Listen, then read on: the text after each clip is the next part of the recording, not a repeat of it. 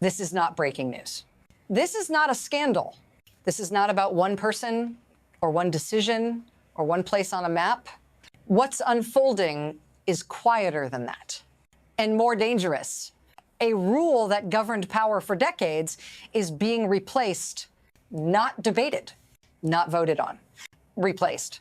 The idea that security comes from agreements is giving way to something colder, something simpler, something absolute. Ownership, not cooperation, not guarantees. Possession. When security is defined this way, borders stop being lines. They become assets. And assets invite pressure. You wouldn't notice this shift by watching headlines. You notice it only when language changes.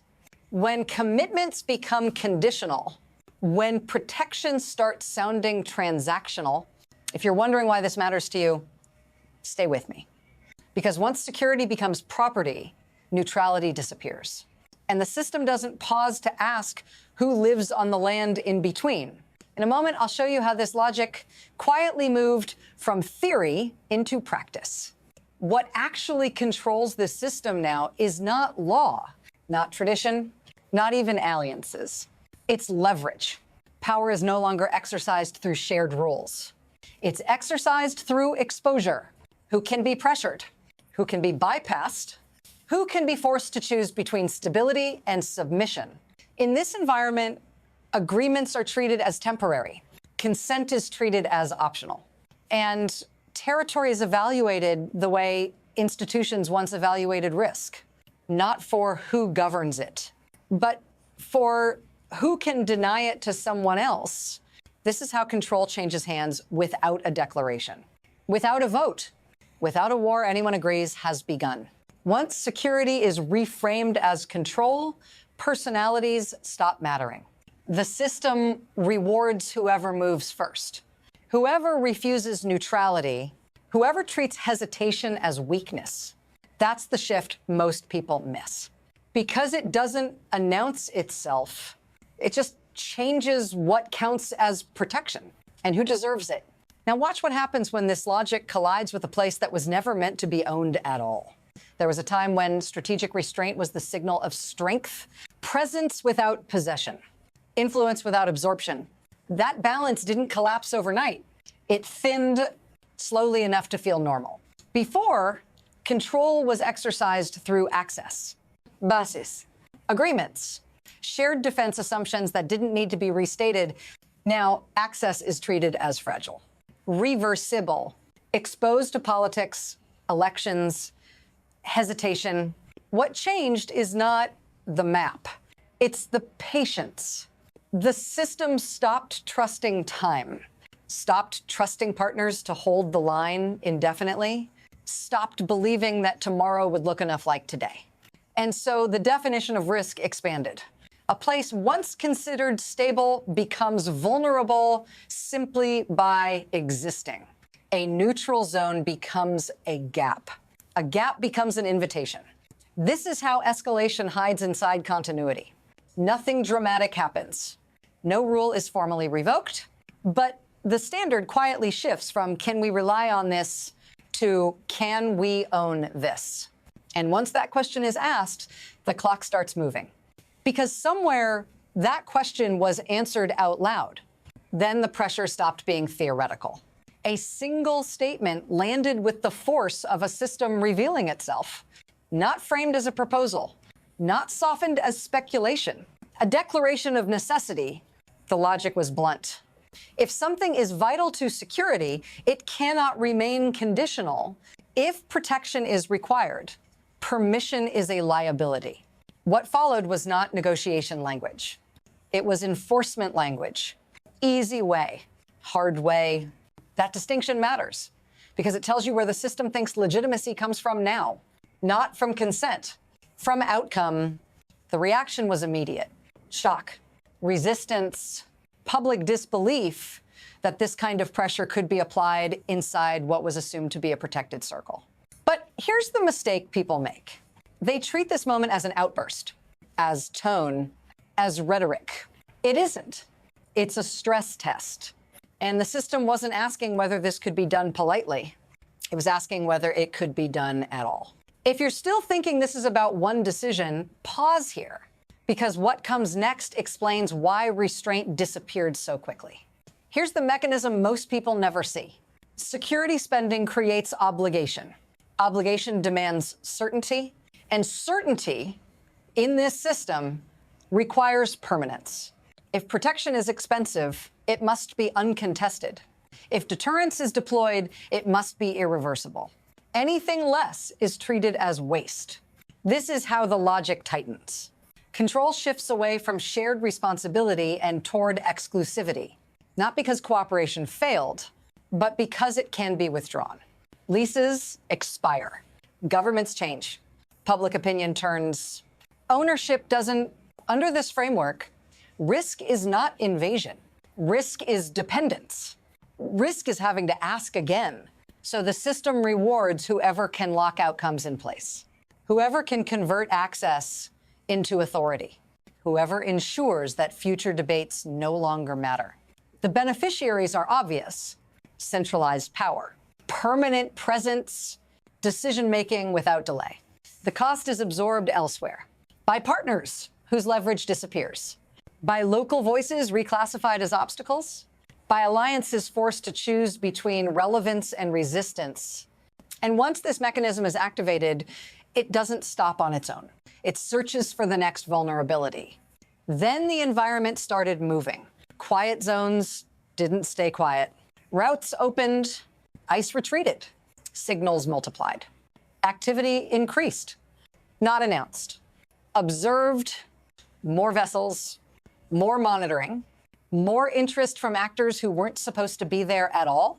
This is where urgency enters, because in this system, delay is interpreted as surrender, and presence by others becomes proof that restraint failed. Short timelines replace long planning. Worst case assumptions replace trust. Every move is read as preparation. Once that happens, restraint looks irresponsible. Caution looks naive. And escalation begins to feel defensive. The system doesn't wait for confirmation. It moves on perception. That's how strategic anxiety spreads faster than facts. That's how pressure becomes policy. And when multiple powers start reading the same space as exposed, the question stops being who belongs there. It becomes who arrives first. This is where it reaches you. Because when systems shift like this, they don't announce the consequences in advance. They show up later as costs, as limits, as decisions made without your input. When security becomes ownership, people become variables. Lives are factored in only after control is secured. Communities are consulted only once outcomes are fixed. You feel it as distance between decisions and accountability, between power and consent. And even if you live nowhere near the pressure point, the logic still applies. Because once this standard is accepted, it doesn't stay contained. It travels, it changes what protection means everywhere else. It changes who gets to say no and how expensive that refusal becomes. If you're trying to understand why familiar safeguards suddenly feel fragile, this is why. Nothing broke overnight. The rules were rewritten while no one was looking. Stay with me. Because the moment this logic crossed a border, it stopped being local. Once this logic moves outward, it doesn't recognize distance. What happens in one strategic space recalibrates expectations everywhere else. Allies start reassessing guarantees. Smaller states start hedging. Neutral positions quietly disappear. Because when ownership becomes the currency of security, every UN-owned space looks temporary. Every shared arrangement looks fragile. Every promise starts to feel conditional. You can see the ripple in how regions once considered stable are suddenly discussed as gaps, as exposures, as places someone else might move into if hesitation lasts too long. That uncertainty travels faster than any deployment. It forces recalculation before any action is taken. It pressures governments to choose sides earlier, louder, and with less room to maneuver. And the most destabilizing part is this. no one knows where the line actually is anymore. Not where pressure stops, not where restraint begins, not which rules still apply when urgency is invoked. The system keeps moving, not because it's out of control, but because no one wants to be the last one relying on an agreement that no longer protects them. And that's where the future starts accelerating.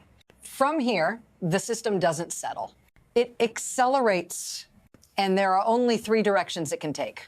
The first is adjustment, a quiet redefinition of norms. Allies accept the new logic without saying so out loud. Ownership becomes an exception that slowly becomes precedent. Stability is preserved, but only by shrinking the space where consent matters. The second is erosion. Trust thins unevenly. Commitments remain on paper, but weaken in practice. Partnerships become transactional. Every guarantee is reevaluated through leverage, not obligation. Nothing collapses, but nothing holds the way it used to. The third is rupture, a moment when pressure meets refusal, when a line that was assumed flexible turns out not to be. And the system is forced to reveal whether force replaces agreement or whether the threat was the policy all along. What matters is that none of these paths restore the old balance. They only determine how visibly it disappears. The future doesn't hinge on one choice. It hinges on whether this logic is contained, normalized, or challenged. And the system hasn't told us yet which outcome it's preparing for. What's unsettling about this moment isn't how aggressive it sounds. It's how coherent it is. Once security is defined as ownership, every future decision follows naturally. Pressure stops needing justification. Urgency becomes authority. And restraint starts looking like negligence. The system doesn't promise catastrophe. It only needs enough silence for the standard to reset. That's why this isn't over. Not even close. Because the question now isn't whether one place changes hands. It's whether this logic becomes portable, whether it's applied again and then again. If you're waiting for a resolution, you won't get one here. Systems like this don't end cleanly. They spread, adapt, and harden before anyone agrees on what they've become. The next move won't come with a warning label. It will arrive framed as necessity, as prevention, as the only responsible option left. If you want to understand where this leads and how close it already is, stay with this story. Because once ownership replaces agreement, the map is never the same again. And the next pressure point is already forming.